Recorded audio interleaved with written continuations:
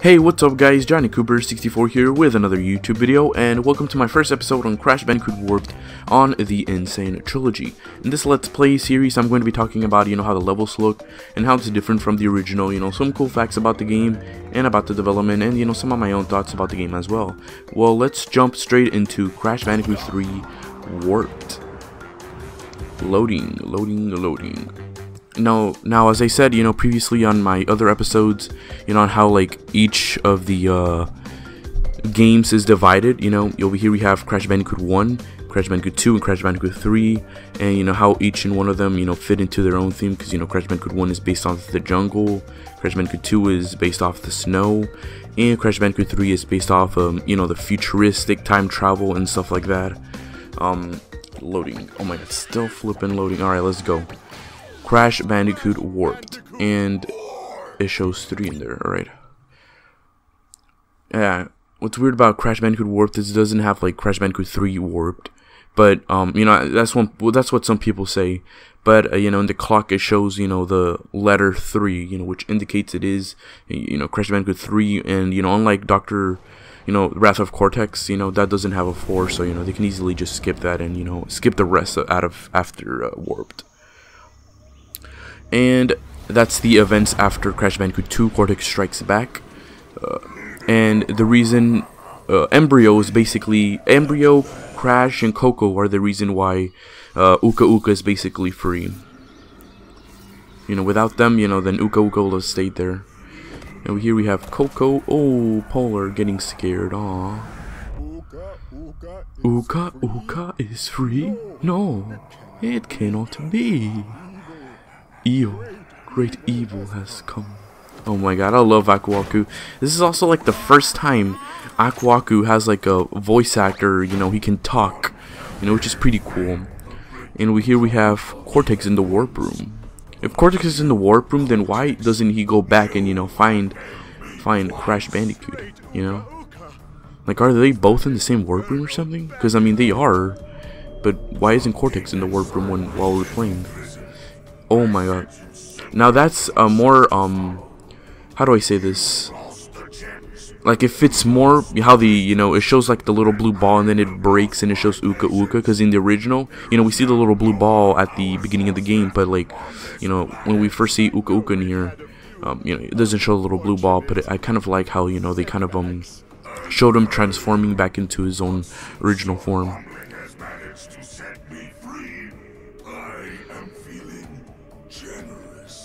Uka Uka is a bit more comedic instead of being a bit more like super serious and dark like how in the original he is.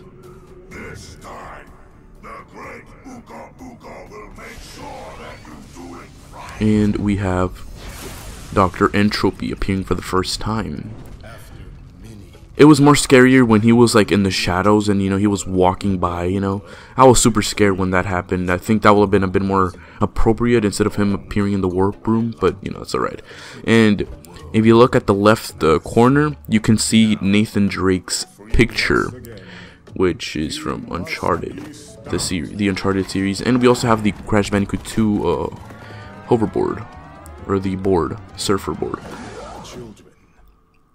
Do love that face that Crash does. Also, I think they should have kept Polar Bear or Polar kind of like stopping and instead of going with them, because we don't see him going with Crash and Coco. He like in the original he just stops and he just stays there while being angry, while Crash and Coco are the ones who go with Aku Aku.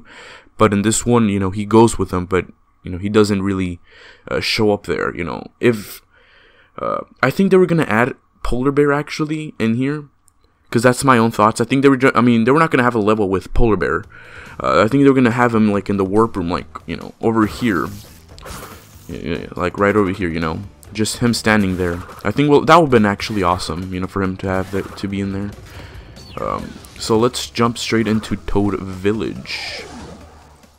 Now, before Crash Bandicoot 3 or Crash Bandicoot Warped came out, there weren't any like footage I mean, like in the Sane Trilogy, you know, because we saw footage of Crash Bandicoot 1 and Crash Bandicoot 2.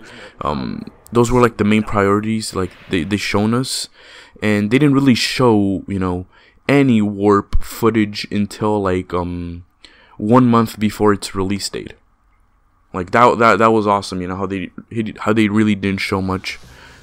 But you know, when they showed it, they showed way more much. They showed way more than Crash 1 and 2, and that's, you know, kind of how it went a bit bad.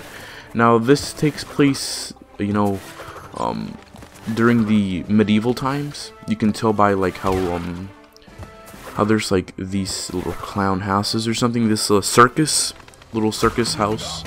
I do love the background, you know. Oh, I almost fell into the pit. I do love the background. I wish, you know, we can explore there, because that would definitely be fun. Hopefully, like in a Twin Sanity type of thing, you know, we can kind of see that happening. Now, look at the frog. Never mind. I was gonna show you guys something, but we can't. We have to wait until we find another frog. All right, we get my boy Aku Aku. Here we have the little goat. Alright, let's look at the frogs, my dudes. Let's look at the frogs. Right. So you see there's like a little skull in there. I'm not sure if you guys can see it, but he has a skull in the back of his green look. You guys can see it anymore, but he has like a skull in his head, which is pretty amazing, because, you know, that's supposed to represent, you know, he's evil. You know, he's just not any normal frog. He's like a bad guy. I'm not sure if in the original it had that, but, you know, that's a pretty cool thing they did if it wasn't. And we are done. After, you know, completing, of course, 100%, you know, we get to see Fake Crash return. A lot of people didn't think that Fake Crash wasn't gonna return for some reason, but I mean, come on, dude. They brought everything back from the original, except a few lines, which we're about to see. The thing about, you know, Crash Bandicoot Warped and, you know, the Sane Trilogy is that they indeed remove a few stuff. You know, okay, we're gonna see as, you know, we proceed from, you know, each level and level. Under Pressure, which is, I guess, supposed to represent a song, Under Pressure, by David Bowie. Now this is like the first level in, you know, in the whole entire Crash series to feature an underwater level. You know, then, you know, Warped does that, you know, and what else? Who else does it? I think only, not Warped, Wrath of Cortex does it, but they do it super bad, dude. Like, they do it just bad. Oh, in Warped they do it perfectly. We have my boy Sharknado. This is the start from Sharknado, dudes. Over here we have Mrs. Puff puffing her way out. Ooh. I do love, you know, how everything looks, you know, the watery, the little, you know, effects they made, you know, when you're running through the when you're in this little vehicle level, your little bubbles that show up. Gotta get all them boxes, man. Gotta get all the boxes. Alright. And now what they did new is that in the original, of course, we see the little vehicle level explode. In this one, it just sorts of like, it just breaks off like into pieces. I think it would have been more appropriate if they made it explode like in the original. Because like breaking into pieces doesn't really make lots of sense unless this is some sort of like toy or something. Because this ain't a toy. This is a real life. I mean, not real life, but this is like a vehicle level. And, you know, they try to make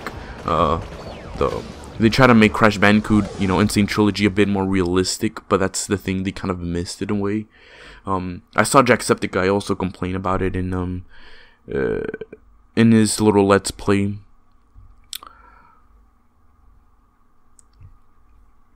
And also, like, you know, before, you know, there was like early footage, you know, during the Crash Bandicoot Warped, and how like it was supposed to look really different, you know. There was like more greenish, you know,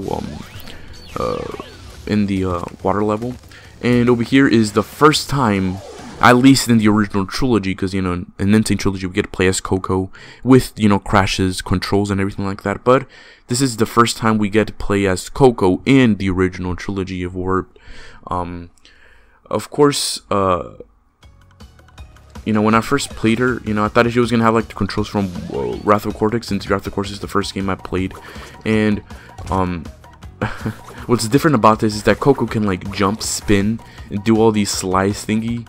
And yet in the original, you know, she can't do any of that stuff, because I guess in the original they try to make her different from Crash Bandicoot. But over here, you know, we can kind of see that she has the same controls, or, you know, try to make her, you know, have the same controls as, you know, Crash. And I do wish they added multiplayer in this game, because they could have done that, you know. We get to play as Crash, Coco. They both have the exact same controls, so, you know, why not? I guess during a new Crash game, you know, we can possibly have like 2 players, because that would be amazing, dude. I mean, New Super Mario Bros. Does that. They have 4 players, and, you know, they do it amazing. And that New Super Mario Bros. Is like, ooh, you saw that? Oh my god! Right when I almost fell to my death, I jump, and then I die. I still die. Do love the little you know, how we're in the Great Wall of China. And, you know, there's like the sunset version. Oh wait, no. This is like the daytime version, and then there's like the night version. They didn't have like a sunset version like they do with the motorcycle levels of Crash. Aw, look at Pura. How different and cute she is. Why doesn't she go with Coco? You know? Wait, where the hell does Polar Bear? Oh no, I forgot. During the Polar Bear levels, Polar Bear just like throws Crash into the warp room. So, you know, we don't have that little cute moment with you know, Crash and Polar. You know, it's only with Coco and Pura. Alright, let's go. Ooh. I wish, you know, she just walked, like, you know, back to the warp room instead of her teleporting. I think that would have been more better. We have Boneyard. Now, when I first saw this, you know, oh, look, it's Tiny Tiger's first appearance. Oh, love how Tiny Tiger looks. Love the little, how they made the hat and everything, you know. In the original, it would look super weird, you know. Tiny Tiger looks super weird with the hat. Alright, you know, Tiny Tiger's trying to challenge us, dudes. Alright, you know, we gotta fight Tiny Tiger, you know. That guy, he ain't playing, man. He ain't playing. Now, Boneyard, I guess, is supposed to be like a reference to, you know, symmetry and stuff like that. But, you know, when we first got music for, you know, Boneyard, I actually, got the music, you know, and stuff like that, you know, made it into MP3, you know, and, I showed it off to, you know, I put it on my YouTube channel. You can still find it. Except I named the level Boner Yard.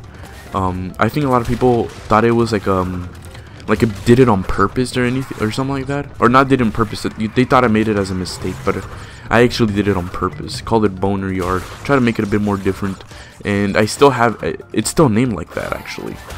Like, no joke, it's actually still named like that.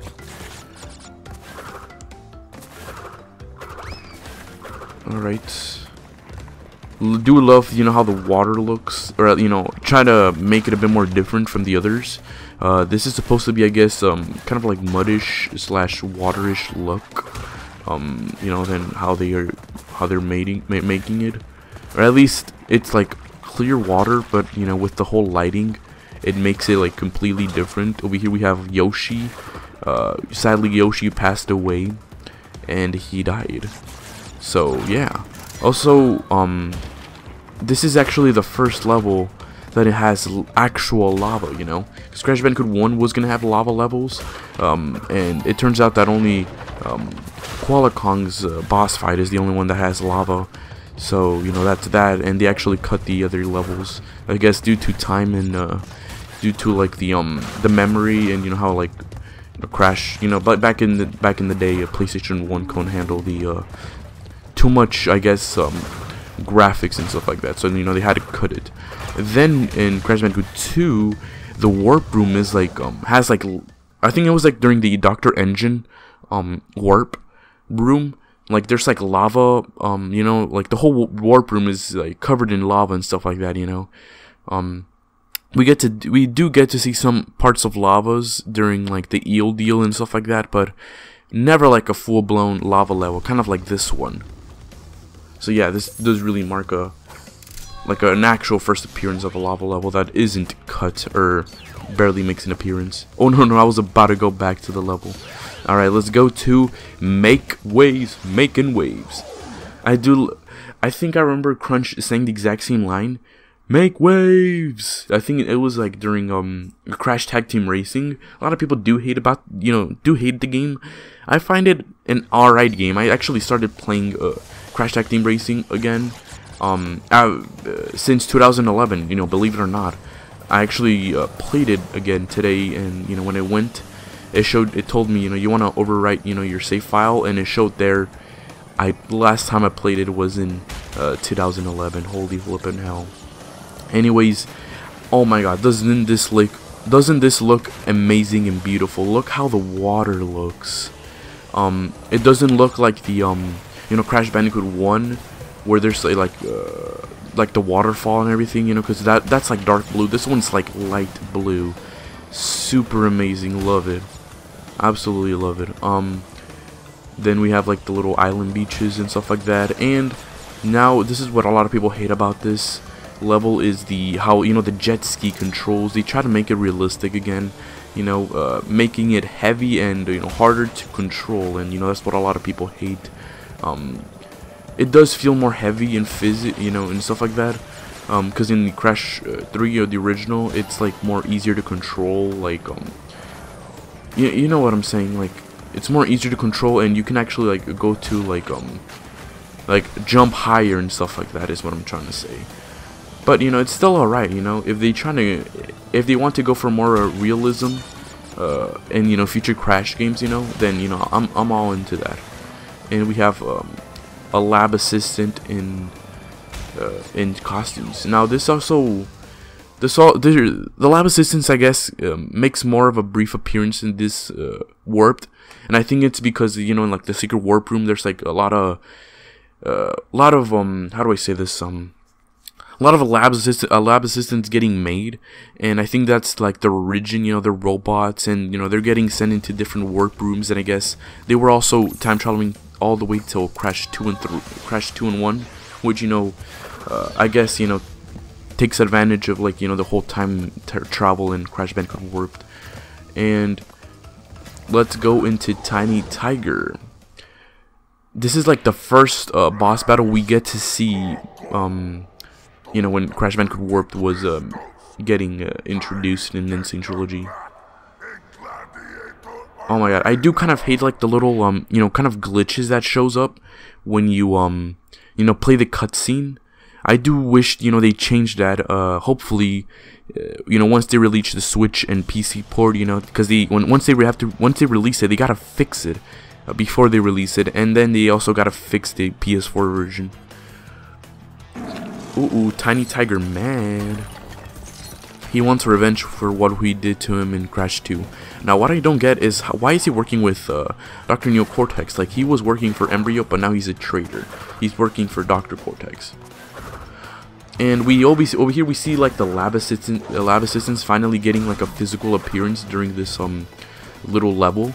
There's this boss battle, because like in the original, they're like just sprites, you know. Like, we don't get to see them, or barely even see them. They were just like little sprites and stuff like that. Oh, come on, Tiny Tiger. Ooh. Also, why is Aku Aku with me? Doesn't Aku Aku like disappear during boss battles? Like, you know, once you enter like a warp room, he's not supposed to appear.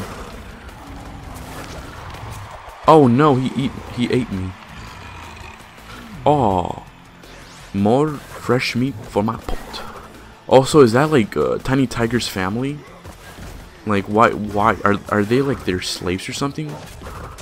Holy flippin' hell, Tiny Tiger. This guy's like freaking Kim Jong-un, you know? He makes his family members slaves.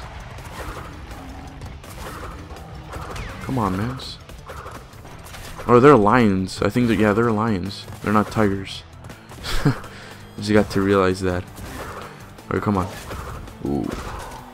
Also, Crash and Tiny Tiger have the exact same shoes, except like Tiny Tiger's is more reddish, like more bright red than Crash being dark orange, dark red. Oh, oh, I almost died. I almost died.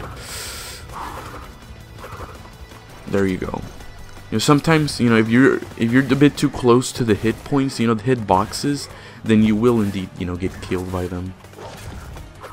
And he is defeated. I do love the little peace sign, and I love how the lab assistants, you know, throw tomatoes at Tiny Tiger. Like, aren't they supposed to like throw tomatoes at me or something? Because, you know, they work for the Cortex and stuff like that. Also, you get to look, we get to freaking move Tiny Tiger. I don't think you can do that in the original trilogy. And I got the first power up, the super body slam. Let's see. Let's try to. There you go. Look at that. Let's take Tiny Tiger with us to the warp room. He's one of us now. Come on, Tiny Tiger. Let's go, man. Yes. Oh no, he's left there to rot and die. The time twister loading. Alright, let's head back, my dudes. Let's go back in time to the warp room, to the current presence of the game. Loading. That's the thing I really hate. Loading. And now we get a cutscene with Aku Aku. I love how Aku Aku sounds and stuff like that. You know, how he looks and how bright he is. Super amazing, super amazing. The gate to the second time travel area is now open. Whoosh. I wish they kind of did add like the little sound effect that, you know, when you enter the warp room, you know, the little rim. Now we finally completed the first warp room in Crash Bandicoot Warped. And of course, you know, we could see that this is like the medieval warp room, so I guess this takes place before the medieval game. Just joking. And over here is like the I think how do I say this, the Arab level, I guess. And over here is like the China level, or Japanese levels.